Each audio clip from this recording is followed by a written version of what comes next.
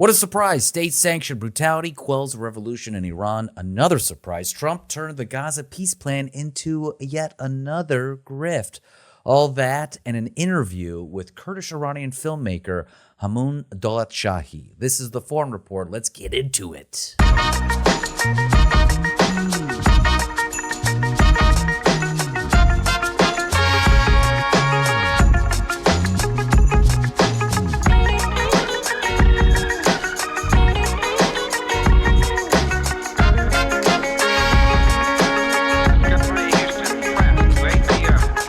Welcome back to the Foreign Report, your weekly foreign policy show that gives you the gory details of geopolitics with hopefully some laughs along the way. I'm Sina Ghaznavi, your foreign policy curious host.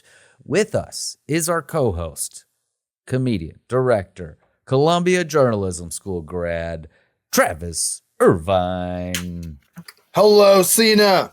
Another crazy week in everything? Everywhere?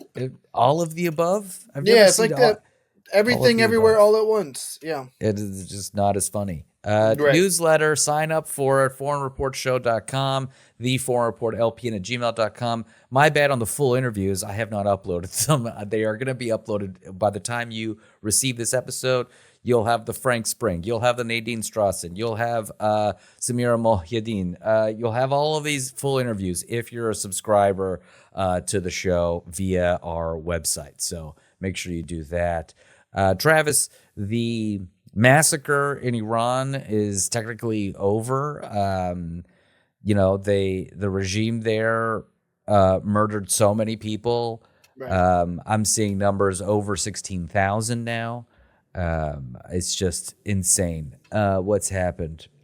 And the rate at which they killed people was, I don't think anyone's seen that since like the Rwandan genocide. So Trump said help was on the way. I don't know if that meant more tweets, but that didn't happen. And the Shah's son said he was going to come in. That didn't come to fruition, despite everyone chanting for the Shah. Or was it the Shah, like him, or was it the idea of a time previous? Difficult to say. But one of the things that's constant in all of these issues in West Asia is the Kurdish question. The Kurds have been involved in every conflict that America has been in that region. They fight against terrorism alongside Americans. We've abandoned them at every step of the way. During the Iran-Iraq War, when the United States was sending cord subsidies to Saddam Hussein was using chemical weapons along the Iran-Iraq border and killing Kurds. We all saw what happened in Iraq, although right now in Iraq, the Kurds have a semi-autonomous area there. And then in Afghanistan, we abandoned all of these Kurds once we did our very rapid withdrawal there, and we left them with nothing. We left them holding the bag, but the bag was very empty. This is a frequent thing, and these are people that have, in Iran especially, they are a double minority. They are not only non-Persian, but they are non-Shiite. They are Sunni generally. And so you have this like repeated repression, not to mention everything that Turkey has done to the Kurdish people as well. I mean, they made it illegal to even speak Kurdish. So my buddy Hamoun Dolatshahi, he's a filmmaker. He is a person that is steeped in this subject matter. He creates documentaries around it. And he came on to talk to us about the Kurdish experience and how that relates to everything that's been happening in Iran with the near revolution that they just had. And I learned a lot. There was stuff that I didn't realize that I was doing that I got to learn about. And so, Travis, I think you enjoyed it as well. Yes, let's roll that beautiful bean footage. The Kurds are one of the largest stateless peoples in the world, around 30 to 50 million, living mainly across Turkey, Iran, Iraq, and Syria, with large diaspora communities all around the world.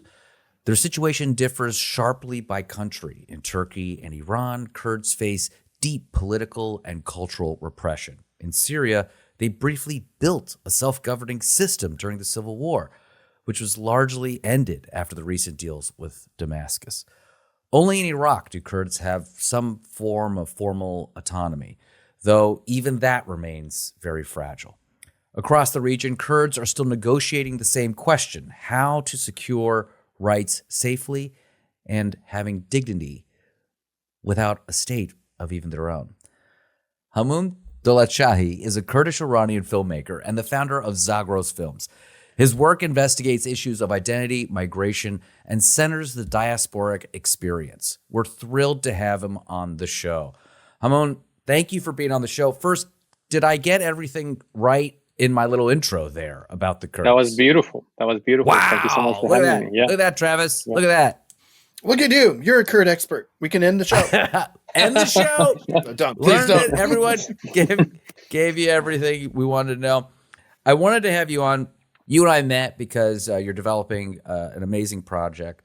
And I wanted to just have you on to talk about the Kurdish experience because I feel like our audience doesn't get a lot of Kurd screen time.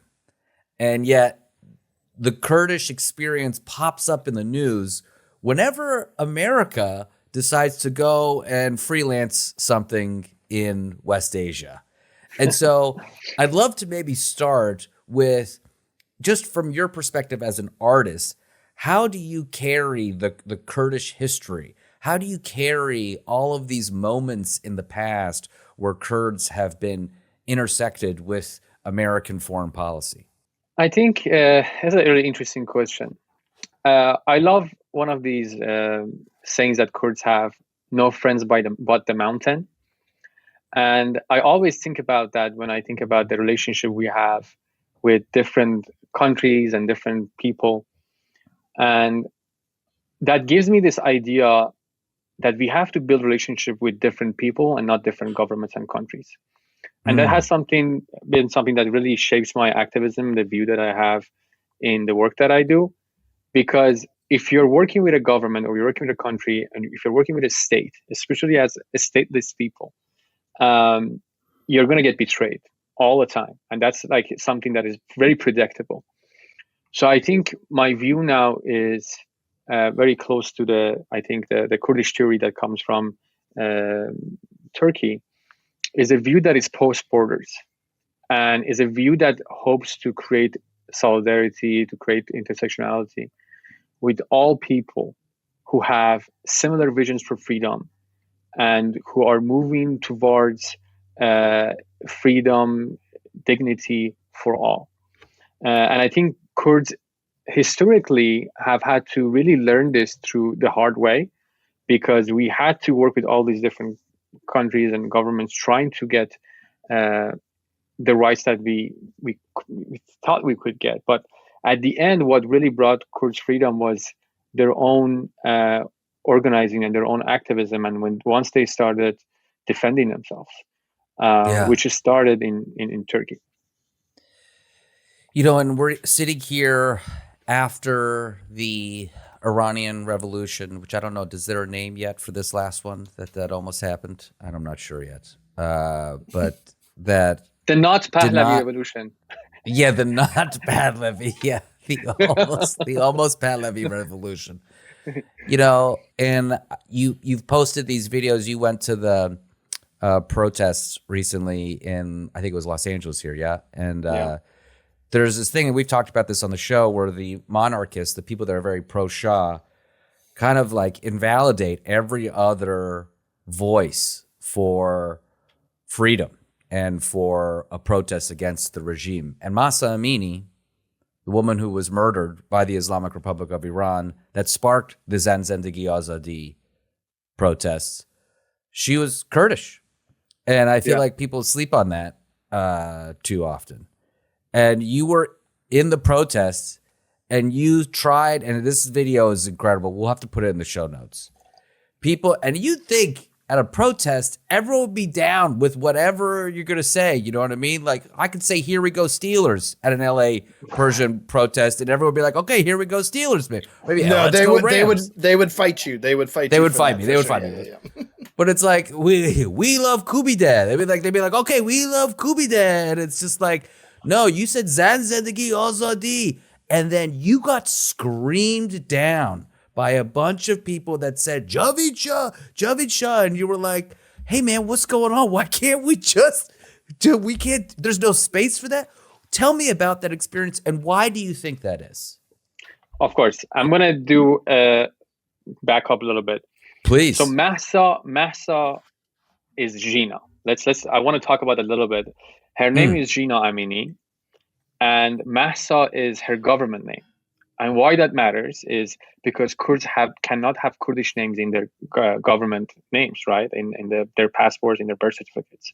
So they would call their daughter Gina, but because in the documents that was published, her name was Mahsa, the name Mahsa got very popular.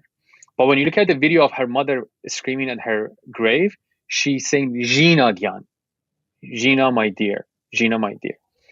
And I think it's one of those things that it gets, this structures of assimilation, this structure of erasure gets recreated over and over again. Yeah. And for years, you're like, oh, her name is Gina. And everyone's like, oh, sure, Mahsa Gina, tomato. And then you're like, it's Jen Jian Azadi. They're like, no, it's Zan Zendegi Azadi, who cares? But I really show you guys, or we could really look at the impact together now, because we were saying there is a deep history and deep theory behind Jen Jian Azadi that comes from philosophers, Kurdish philosophers, the way they view the world and how they felt that to free any society, you have to first free the woman of that society. Because historically, patriarchy has created these systems that enslave the woman.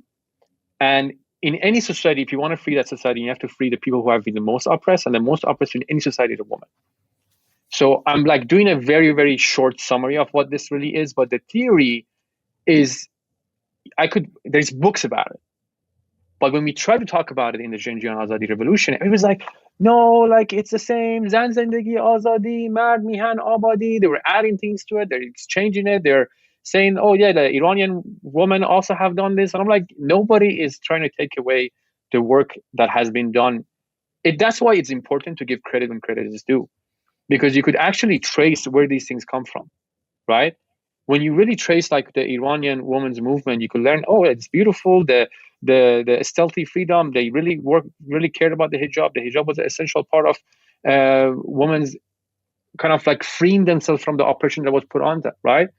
But the woman life freedom started because the mother of Gina Amini screamed it on her grave because she's Kurdish. Because she knows the history of Jen Jian Azadi, the theory of Jen Jian Azadi, and it comes from the Kurdish resistance to imperialism. It comes a resistance to patriarchy. It comes from a resistance to assimilation. That's why the history matters. Part of the silencing of Jen Jian Azadi that is happening in these protests is the coming from a think tank, kind of a think tank groups that are moving this movement, right? Which the woman in the video says, she's like, from the committee, they told us we cannot say these chants. And I heard from my friends that they were, anytime they were a chant that they didn't like, they would just say Javid Shah to silence them. So when I got there, I was like, let's try it. So I said Zan Zendegi Azadi once, and a lot of us started chanting it, and they shut us down right away. Then I grabbed my phone. I was like, okay, let me do this one more time, and I'm going to actually ask people why are they doing this. So I asked my friend, I was like, hey, can you do it one more time? And he said, Zan Zendegi Azadi. I started chanting it. Some people started chanting it, but they immediately was like, Javid Shah. They were ready for it. So I just went to the guy. I was like, hey, why are we not allowing us to say Jen Jian Azadi or Zan Zendegi Azadi? And he, oh no, say whatever you like to say. He first was trying to deny that there is any effort systematically to silence other voices. But the woman next to him is like, hey, listen, the committee has told us, which is the organizing group, if you just say the protest chants that were being said in Iran, which I replied, Jen Jian Azadi or Zan Zendegi Azadi has always been said in Iran for the past 3-4 years. And it's, people are actively saying these things. It's motivating a lot of women to go to this organizing. There's a lot of these organizations are woman-led. But then she was like, no, and they moved away. She's like, not on my algorithm, not on my TikTok. It's all Javid Shah. And that's the thing. I think a lot of the view, the nationalist view that Pahlavis have, and they have adopted, which I don't think a lot of people are aware of what this really means, right? That's why I'm trying to poke holes into these ways of people seeing this. There's this whole thing of unity. If you're speaking something against this, you're dividing our unity. But what is unity? Unity is not you telling me shut up and do exactly what I say so we get freedom. And after that, we could have a discussions about democracy. No, democracy is not something to create after facts. Democracy is something that needs to be instilled in our culture. Culturally, we need to learn to listen to each other, to opposite views that we have, without cussing each other's mother and sister and saying, "No, I'm going to rape you," and you know what I mean? This is the kind of message that I'm getting. By the way, for the audience, we have our culture very dramatic with our cursing. It's not just like a normal cursing. It's like a very dramatic version of cursing. Yeah, it's not F you. It's like, I'm going to grab you, and it's very visual and graphic. It's very visceral. Yeah. It's like insane. And I've seen us talked about his family's Thanksgiving on here, so we have an idea. So all of that also is like in direct communication with Women Like Freedom, which is looking to undo these patriarchal ways of communicating. Even the thing that I think that's taken so many people within the diaspora and even abroad in some instances is I've noticed since so many people that came here after the revolution or even before the revolution and can't go back, they feel so traumatized that their bloodthirst for the regime is so strong. The bloodthirst is so powerful that they can't see the idea of having a thoughtful discussion. They can't see a path forward that includes people that are bringing in disagreements. In my own family, I see this, and it's funny, like people will talk. It's funny. I was talking to my mom, and like when we were about to feel like Trump was going to go in and, Reza Pahlavi was going to like walk in on a chariot or like a white horse, like, I'm here, hello. And then Trump was going to bomb the supreme leader. And that did it. And I was like, Mom, do you really think? She goes, let it be Shah. Who cares? Like, she was like all about it because she was like, this is, and I feel that, right? You could feel it when you talk to her.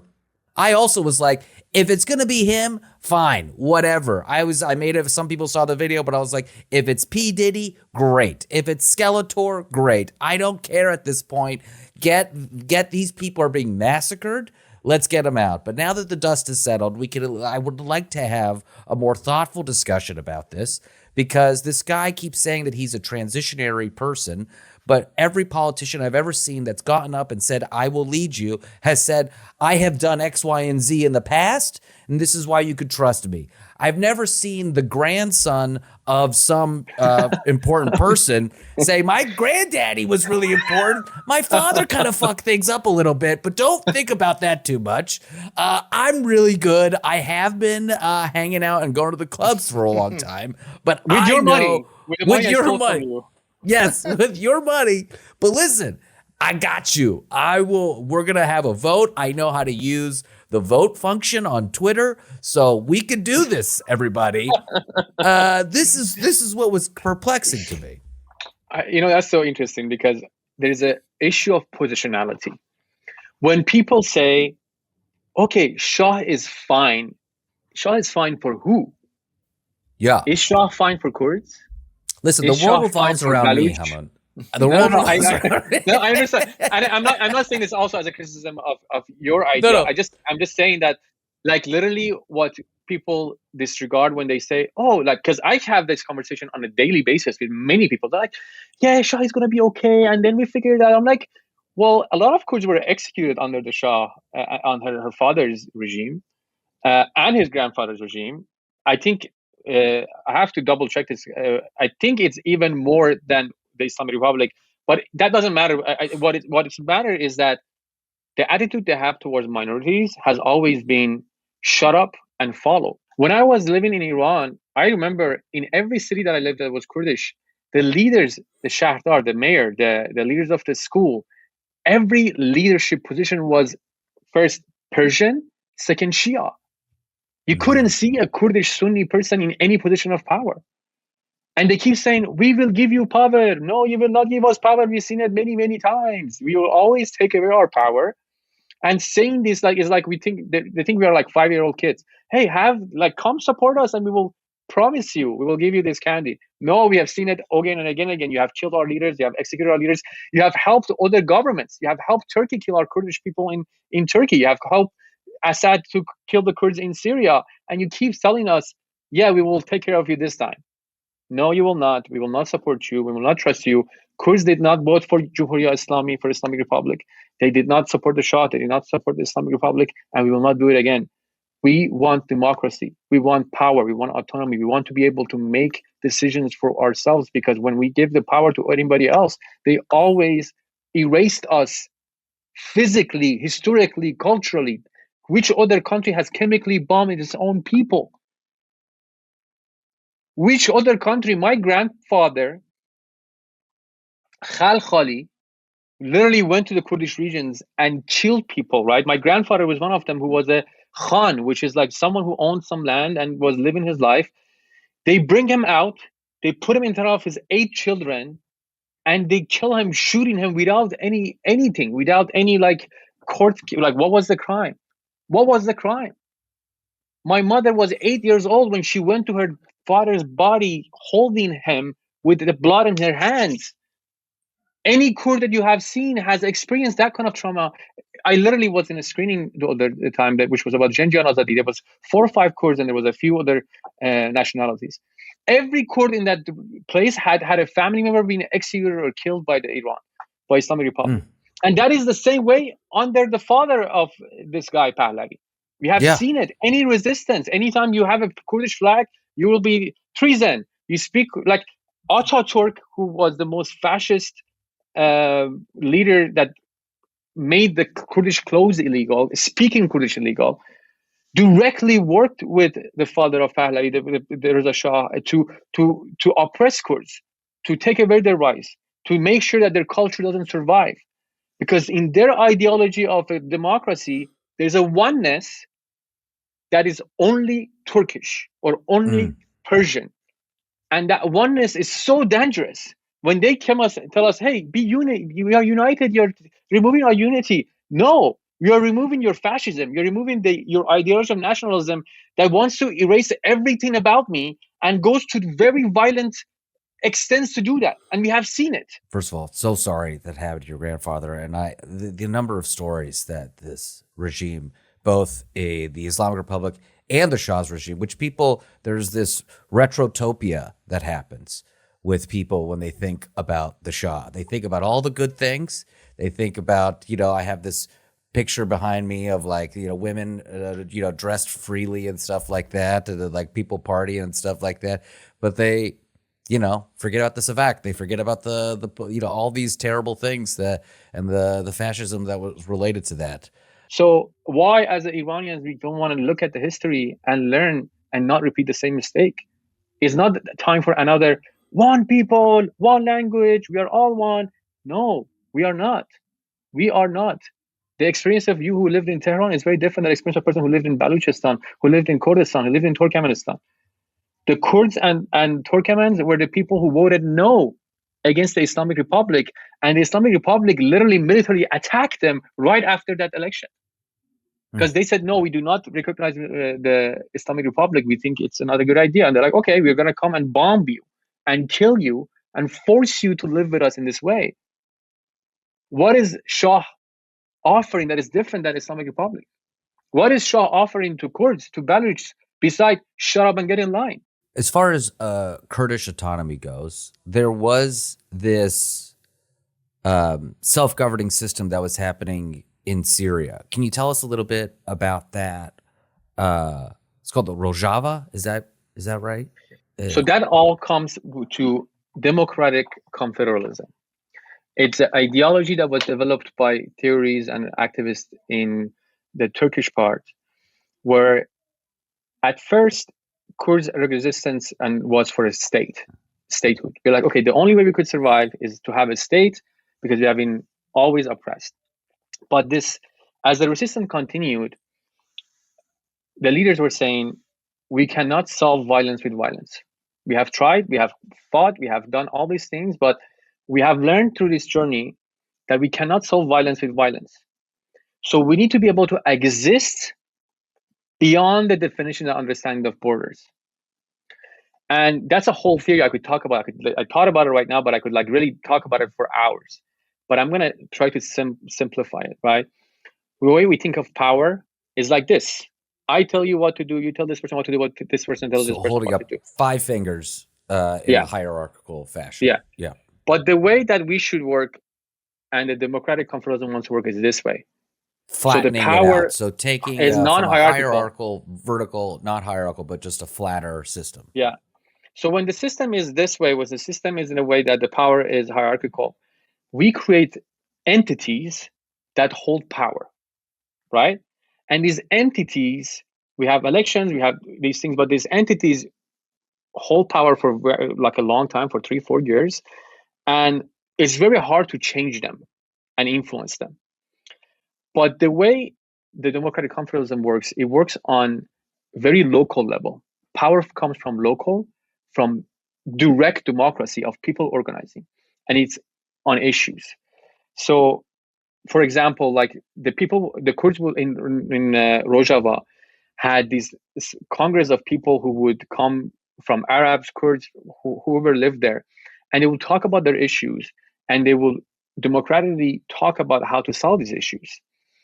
An example that I like to give about this, there's 2 examples I like to give about this that makes it very specific. One of them is there is always an issue with the water between Afghanistan and Iran. And the water that comes from Afghanistan to Iran, there's always, when there's issues between Kabul and Tehran, they stop that water and all the farmers in Iran literally lose their crops, right? So that's the institutionalized way that exists within the states, right? But the way a democratic confederalism really thinks, but it's just beyond borders and is having a power in a more local way, is listen, this water is impacting these farmers. It doesn't matter which border they're on. They should create a congress. They should create a assembly where these people meet and make decisions about how the water impacts them and how does water used with them. So it gives the power specifically to them, and it's not the capital who could come and change that. And from there, the systems of power are created in a way that representatives from those local levels go to a higher representation, and they talk about how we should make changes in the like from the think of town, city, state. So instead of it being federal, state, city, town, is town, like it's very, very from bottom up. So let me repeat back just so I have a sense. So instead of like where our system is kind of set up as, you know, the top of the food chain figures something out, and then everything not included in the federal is left to the states, and you're kind of flipping it in what you're saying in the Kurdish form of democracy is from the bottom up. The local level will decide on a policy position, and then that will get raised up, and then the higher echelons, or maybe the upper larger levels, they're more receiving this and then implementing it. Is that accurate to say? No, I think so. What is the difference is that it's not super inaccurate, but what the way I want to redefine this or say it is that in the democratic confederalism method, the power is much more fluid, is non-hierarchical, and is in a direct democratic way. So these communes or these assemblies that are created make decisions about issues that impacts them directly in the local level, but they have representatives that go to a more kind of federal level, you could say, to make decisions of how, let's say if there's an issue about, okay, this is where it would be good to bring the second example in. When you think of the issue of women's rights and the issue of abortion, is an issue that you can never solve in the United States because it's very ideological. It's based on very deep religious or non-religious beliefs that thinks, oh, this baby has a soul, it doesn't have a soul, it should be protected or shouldn't be protected. But when it comes to the method of democratic confederalism, it says, first, woman life freedom, because women have been enslaved by men for decades, men should not make decisions about women. So this specific issue will be decided by women only. and it would be decided locally and federally by women congresses that make decisions about how this should be implemented. That's where you got it wrong. America knows what's going on. We have men figure that stuff out. So that's what I love about this ideology, because you give the Kurds the idea of impossible. There's you cannot have a state. You have 4 countries against you. Figure it out. And I think they did. And I think they did in a way that is like the same way people think of the founding fathers of the United States, or the Marx, and how the communism was created from them. I think the new ways of governance that are post-border and brings more unity is really deeply in the Kurdish theory of woman life freedom and democratic confederalism. I love because that. They didn't have any other choice. And they came up with this idea. So that in Rojava, the reason that they were so popular and they were so able to be stable is because it wasn't Kurds saying to Arabs, shut up and follow us. It was Kurds saying, hey, we have this system. You guys could come and vote, and we could talk together and create these direct ways of affecting the policies and politics of how we live together and how we should live, beyond our borders. And because people coming in would not see some sort of concentrated, strong person at the top of the ladder. They saw a communal-based way of governance. Yeah, and the people are elected. Definitely people are elected, but the power of people to remove them is much more. Like you could remove people if you come, like, think of it like United States Congress, right? If like to impeach, you have to have 2/3 of the Congress to go against the president, right, or something like that, right? Yeah, super majorities in both. Yeah, I think it's 2/3 or something. But I think of it that it's not just them and the president, is every local elected person. The communes that elect them, or the assemblies that elect them, could remove them quickly if they don't like what they're doing. Yeah. So the representatives from each neighborhood have a huge pressure that is not every 4 year or 2 year, and they cannot get millions of dollars from other people to come and tell them they should design about the water. It's like, no, I actually seriously have power in this local level, because I could take you down any moment if you are not doing what you're promised to do for my neighborhood. My neighborhood has the power to remove our elected official. I love that. I think it's very revolutionary. I think it's very something that as a world we need to look into and engage and discuss. But because there is such a fear of Kurds and Kurds having any kind of power, there is this unity that is silencing us over and over again. We don't get to talk about this. The only thing I could talk about, the level of extent of depth that I get to talk about, is like, stop silencing Kurds. We don't even get to this because we are always being silenced. What is the path for young Kurds growing up right now, seeing what's happened in Syria and what's happened in Iran, and what do you hope for them? What is next for them? What is the path for them? I think what I'm seeing, which is very beautiful and inspirational, is unity. I think unity, not in the way of we get together and everybody else shut up, is like Kurds from all 4 parts are engaging with each other, advocating for each other. And we are advocating for a way of minorities having an actual voice. And I think that's what's happening with the Kurds. I see a lot of education. I see a lot of unity. And what I hope is that for these engagements to happen with other communities, to really bring about more nuanced ways of coexisting within the Kurdish region, but also beyond the Kurdish region. I love all my, Iranian friends and family. I love the people in Hamadan. I love the people in Tehran. I have so much fond memories and beautiful things that I have from Esfahan, Shira, all these things. It's not about like us first and you. It's like, no, let's really engage in a way that is not discriminatory.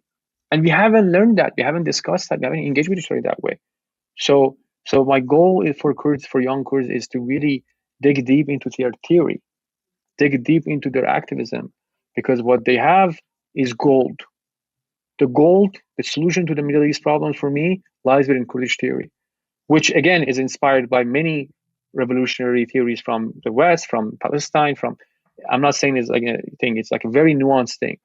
And I hope that we can first represent ourselves and engage deeply with other political movements and bring about a future for Middle East that we are not Middle East anymore. Mm-hmm. That our existence is not defined by the West. Yeah. That we're people existing and living together on these lands. Amen. That's the goal. Hamoun, thank you so much, man. But I think something that is really interesting in terms of the more global concept, some of the struggles are well understood for the right reason. The Palestinian struggle right now is well understood because they just went through a horrific genocide. And because globally we are focusing, we are paying attention, and it's much more simpler than the Kurdish issue, because the nuance of is like Israel bad, Palestine good. It's like kind of like there's a dichotomy. You see the group of people who are taking away all the power and killing other people, which is not good. That's like very simple. But when it comes to the Kurds, it's so nuanced, it's so complicated that nobody knows what to do with it. So nobody speaks up for us, right? Yeah. And I want to point this out that in a way that really connects us all together, because first of all, you're connecting Travis too? Absolutely. Oh, yeah. Oh my gosh. Okay. I'm growing my beard. Okay, got it. Just making sure. Absolutely.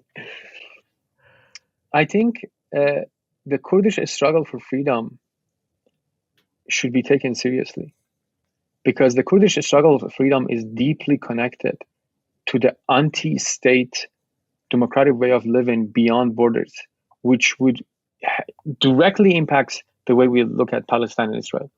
Because when people think of Palestine and Israel, they're like, one state, two state, one state, two state, no state, right? But like, it's like, okay, like there's a different way.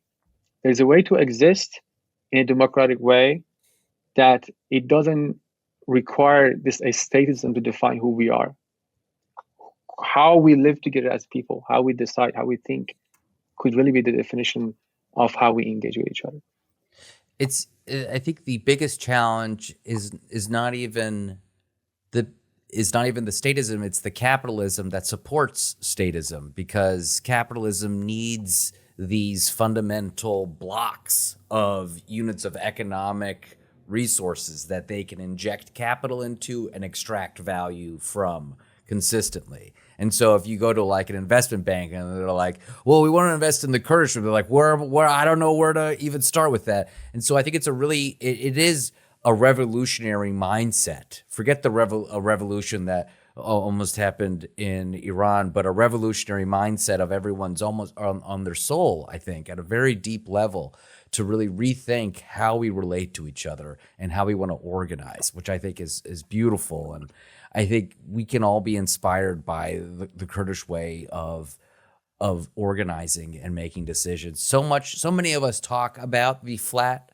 system here, but we don't have the ability or the I don't know, motivation or need, because you guys were forced the opportunity. Yeah.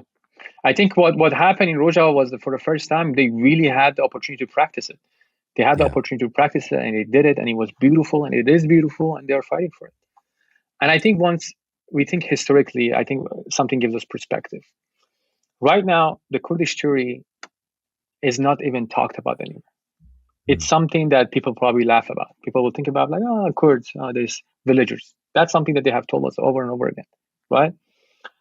But in 100 years, when history judges us where we are today, I think when we have perspective, you would see that the most essential solutions to our problems lies with the people who have been most impacted by it. Indigenous people in the United States, indigenous people in all around the globe. And that's the show that I was talking to you about. I think like we need to really take away this. We need to start looking from things from a completely 360 degree. Yeah. I'm going to read one thing about this book that I thought was really interesting. Board, grift. It probably has not escaped your attention that we don't use civilization to depict elevation or progress, this is the foreign but rather decline and suppression of social ethics. Civilized society, when compared to the old communal mother-based values, that is moral perception, means a huge decline. So I want us to just like really think about this one line. The entire global world uses civilization and civil societies to create a hierarchy between the indigenous people who are less developed and the Less Western civilized. world that is more Yeah. developed and more civilized. But what if this development weren't a sign of progress, but it was a sign of greed, a sign of exploitation, a sign of genocide? What if we really need to think about what does it mean to not value these terms, being civilized, but value the deep spiritual connection we have together, the slowness of everything, the relationships that doesn't require for us to compete again and again and again to kill each other. Statism in the depth of it creates competition. It creates a need for you to beat me. It creates a need for resources to attack me. And we as a people have lived this enough to learn there is another way. And we need to trust it. And we need to be courageous and work towards unseen or practices that we haven't done to get to a freedom that is truly for all. Woo. Thank you. That was great, man. Dolatshahi, thank you so much for being on the Foreign Report. I think you gave us, I feel inspired. I feel sad still, but thank you. And next time you go to a protest, text me. I'll go with you. Thank you. I think you gave our audience a lot to think about and to question, which I think is what we want to do on this show. Thank you. My pleasure. My pleasure. Thanks for having me. Thank you, Hamoun, so much for the interview. When we come back, we're going to talk about the Gaza Peace Board grift, and we're going to talk about Trump's text to the Norwegian president. This is the Foreign Report. We'll be right back. Welcome back to the Foreign Report. Travis, did you think? I mean, I was like hopeful when I heard about this peace plan going into phase 2. Were you hopeful?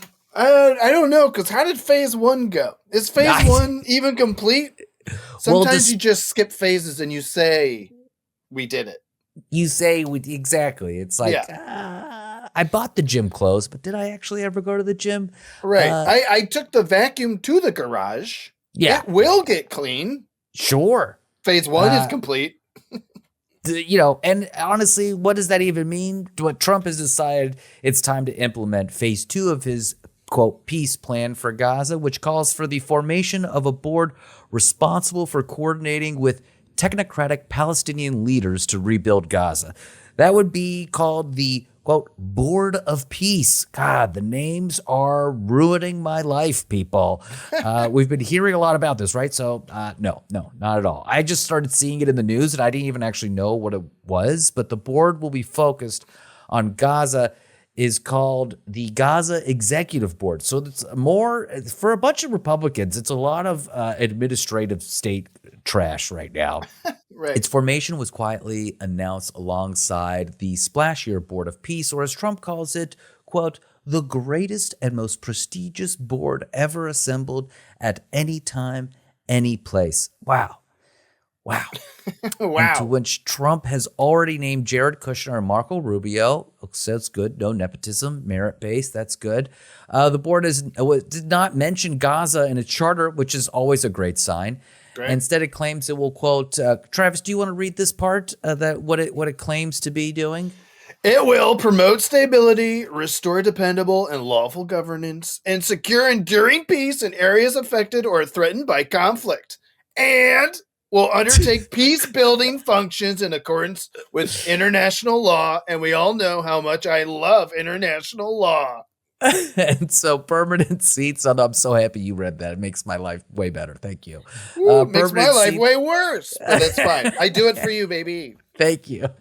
Permanent seats on the board, which appear to be trying to replace the UN Security Council, are already priced at $1 billion. Yikes. Today, we learned that France, worried about undermining the UN and most likely deciding it has better things to do with $1 billion, has declined to join.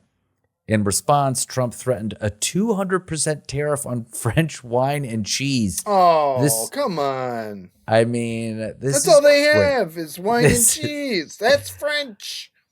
Other European leaders are calling for solidarity in opposing the plan, which one member of the European Parliament saying the time for, quote, positive parenting was over, and that now is the time for firmness. I can just say, as a parent of toddlers, you're fucked. All right. This is going to be just a very insane thing that keeps coming up.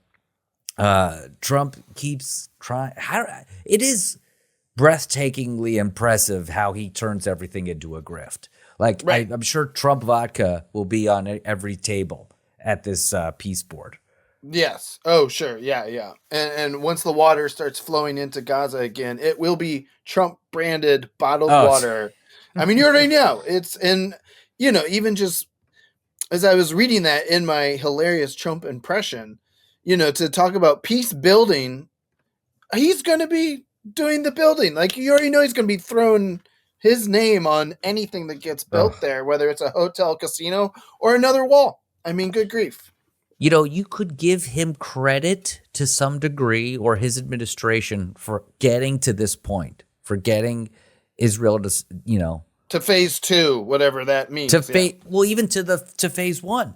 Right. But then you got to ruin it with all this shit. Oh my God. So more to come on that, folks. But I think that, when it comes to this, and this is going to lead into our Greenland talk that we're just about to have, but the fact that he keeps alienating Europe, like, if you keep alienating Europe, they are all going to band together, and we're starting to see this with Greenland.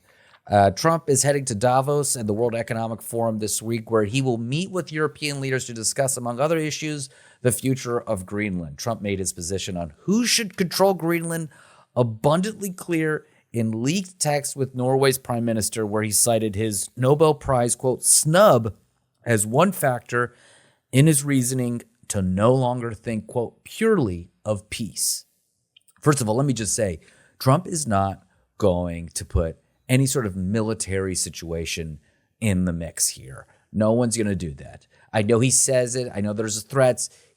I'm telling you, we need to just understand this man, and he will talk a big game, and he will maybe move some set pieces around, move a warship here and there, whatever he wants to do.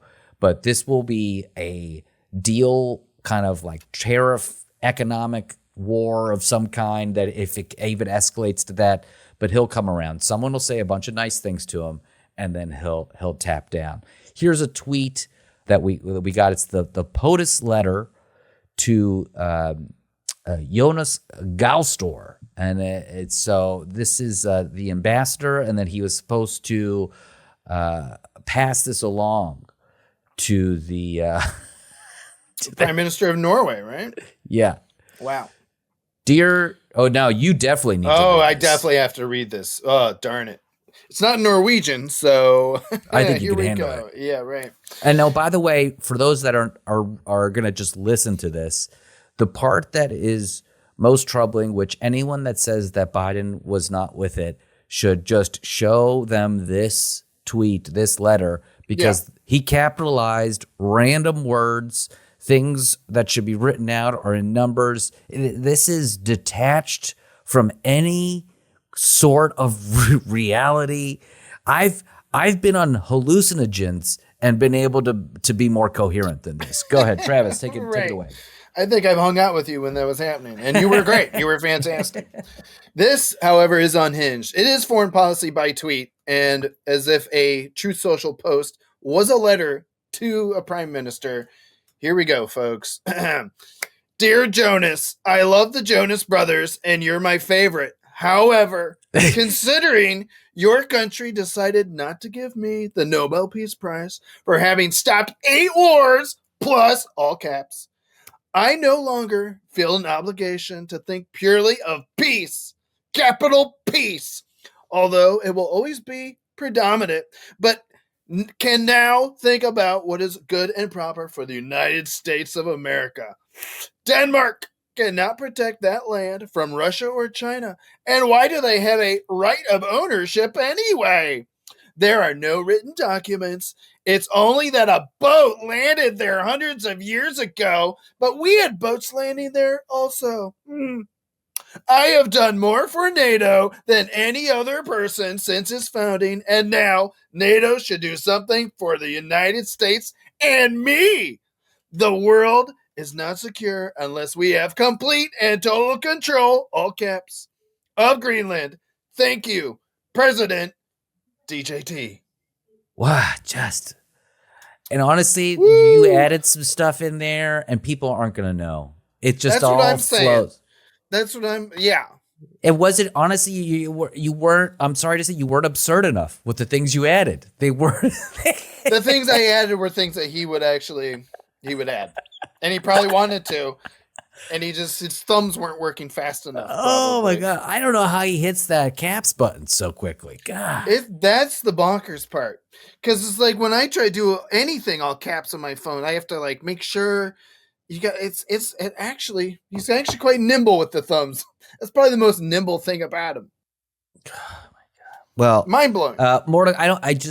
Again, there's not going to be a military thing. This is going to be some sort of trade war dispute. It's going to escalate to some degree, and then he'll get pulled back. You cannot push Europe in this way because this is solely this is them. This is their responsibility. NATO will have a broader security presence in that Arctic Circle area, which is what everyone's talking about. And truth be told, like the whole nuke sub thing, it matters in that part of the world. There is a lot of stuff. There is a lot of security that we need up there, and I've read about it. There is a need, but this way of doing it is not needed. Just taking it over is not needed. Okay. So we'll see. I think this is also like a Project 2025 thing. This like reeks of all things that Trump just got, incepted by Project 2025. So, I mean, it's 2026 now. Maybe they're just gonna update it. God. Right. The book continues. Project 2025 turns into Project 2026. Let's take a quick break, and when we come back, we're gonna do a little JD Vance Corner. Welcome back to the Florida Report. I'm Cena Gaza, Travis Irvine. It's time for everyone's favorite JD Vance Corner. Give him a chance, it's JD Vance. No, wait, he sucks. Oh, man. Lay it on us, Travis. What's going on? Well, you may recall last week, Cena, when we ran a little bit of that press conference JD Vance did, and you and I both almost had aneurysms when he was talking about Venezuela, when he was talking about all the chaos in Minnesota. Yeah. But don't worry. JD is also getting his stubby little fingers all up in this Denmark business.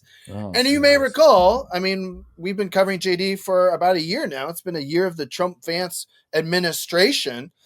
And a long time ago, JD was actually sent to Greenland. Remember that? Remember those simpler times when we thought he was just sending Vance off to Greenland to get him away from Washington, D.C.? Yeah. Turns out it was actually a recon mission. And we now know, thanks to the brilliant folks over at Politico, that J.D. Vance, along with Marco Rubio, because they are the heir apparents of the MAGA movement in 2028, are actually the two people leading the negotiations right now with Denmark, European, and NATO allies as to what the fate of Greenland will be. So you can only imagine, Cena, how much, we love JD on this show, right? America loves JD. How do you think, Cena, the Europeans feel about JD Vance? Wow, they must love him. Rousing applause. They must just accolades. I mean, you remember when he went to Germany and Munich and he was talking about the national security, right? And how Germany needed to be more nice to their far-right political party. Remember this? Again, for a year now, we've been talking about it, and it's all kind of adding up into where we are now in terms of JD being in charge of these negotiations. There's been a clip. Denmark officials actually came to Washington, D.C. to try to negotiate with Marco Rubio. But more importantly, according to this Political article, J.D. Vance was unfortunately also in the room. Denmark officials, speaking on anonymous sources, have actually said that Marco Rubio is more in line of what Europe wants in keeping the NATO alliance alive. But J.D. Vance, quote, hates us. And by hates us, he means J.D. Vance hates Europe. He hates the old allies. He hates the old way of doing things, the old alliances. So let's check out this clip here of these Denmark officials, these poor folks, post-meeting with J.D. leading the negotiations. What do you think they needed as soon as they got out of there, Sina? A drink. Well, maybe something even a little harder. How about cigarettes for everybody? Let's see. There they are. Oh, look at them all chain smoking. They're all chain smoking. Immediately, everyone gets out of the meeting. They run out of the meeting. They cannot get out of the meeting fast enough. They run out of the meeting. They get to their car. They're like, we need the good cigarettes. For our viewers on YouTube, you can see what's happening. But I am describing to you. Yeah, this is exactly the clip that's gone viral. All this makes me want to smoke cigarettes. They seem like it seems so wonderful. And you can tell by their faces, that's a stressful cigarette. That's I've had comedy shows that were so bad I ran outside and found the first comedian I could. This is not one of those fun cigarettes that Erica Kirk gets to have after she hangs out with J.D. Vance. This is much more stressful. So that's it. We're trying to, I'm giving you a little bit of levity wherever I can. But the good news is that even though J.D. Vance seems to hate Europe, Europeans hate him so much, they need a good old-fashioned drag of nicotine to get through. Thank you, Travis. Oh, man. And you know what's funny is that they all smoke so much, yet they live longer than we do. It must be the healthcare. It's just that good. I'm sure we will get that healthcare when we take over Greenland. Exactly. I can't wait. It'll be very great. We're going to get all of that. All right, folks. Listen, foreignreportshow.com, theforeignreportlpn@gmail.com. Check out all of our socials. Travis Irvine, you'll be back in studio next week. Back in LA. It's too cold in Ohio now. This is when I turn into a little LA pumpkin. I'll see you in studio soon, my friend. All right. We'll see you then. Thanks, everyone. Thank you, Hamoun Dolatshahi, for also being on the show. What an amazing interview. And we'll see you guys next week. Be good.